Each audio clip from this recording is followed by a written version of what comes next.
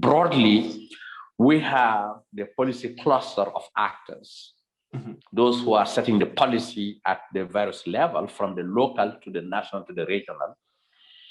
And then we have the knowledge cluster, and then that's those who are generating knowledge, assessing knowledge, and then rooted in the regional and the national context. And then we have the practitioners.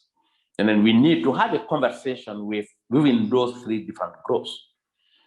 And then if you look at all the issues related to what you indicated as carbon dioxide removal, I do not see in the knowledge cluster a real work that has been undertaken for various reasons, maybe related to the funding, maybe related to capacity, maybe related to institution, but this needs to be done in order for them to engage to the three other clusters, the policy and then the practitioner cluster.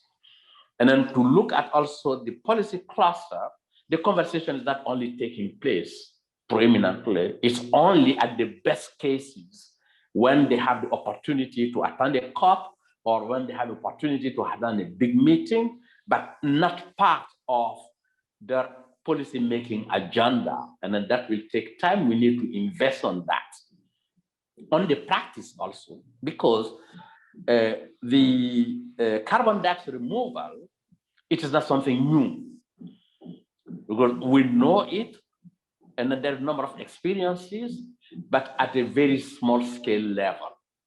And then the issue here is how to go beyond the small scale to the massive one. And then those are a huge other implications.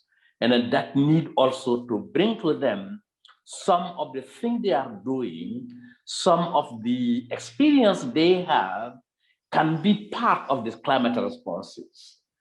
And then those are not taking place at the national level, they are not taking place at the regional level, they are only taking place at the very global level. And then we need to bring those different elements, as someone said it, down to the earth, to the reality of the context, because context matters.